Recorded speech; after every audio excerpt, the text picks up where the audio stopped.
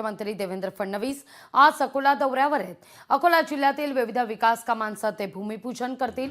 यानंतर cricket club मैदानावर विकास जनसंवाद सभेचं देखील आयोजन करण्यात आलंय।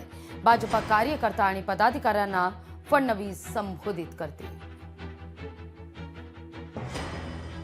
आदरणीय मुख्यमंत्री देवेंद्रजी फडणवीस हे राजराजेश्वर नगरी अकोला येथे येत आहेत। यांच्या हस्ते हजारो कोटी रुपयांच्या विविध विकास कामांचं भूमिपूजन व लोकार्पण हे पार पडणार आहे आणि या कार्यक्रमाचा आपण सुद्धा साक्षीदार व्हावं या अनुषंगाने आपण सगळ्यांनी हजारोच्या संख्येने या कार्यक्रमासाठी यावं अशी मी आपल्या सर्वांना विनंती करतो।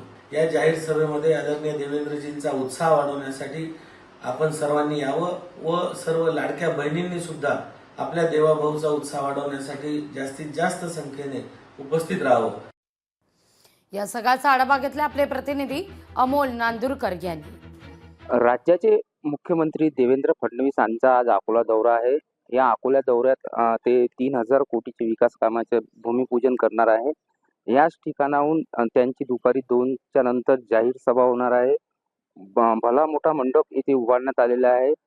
3 डोम या ठिकाणी उभे करण्यात आलेले आहे। या ठिकाणी दुपारच्या वेळेस लाखोच्या संख्येने भाजप कार्यकर्ते व महिला कार्यकर्ता मोठ्या संख्येने उपस्थित होणार आहे। त्या अगोदर जिल्हाधिकारी कार्यालय येथे नवीन इमारतीचे मुख्यमंत्री यांच्या हस्ते भूमिपूजन होणार आहे। सर्वात महत्त्वाची गोष्ट की मुख्यमंत्री झाल्यानंतर हा मुख्यमंत्री देवेंद्र फडणवीस यांचा पहिला दौरा आहे।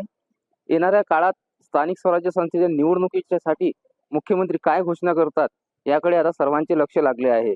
अमोल नांदुरकर, लोकशाही मराठी, अकोला।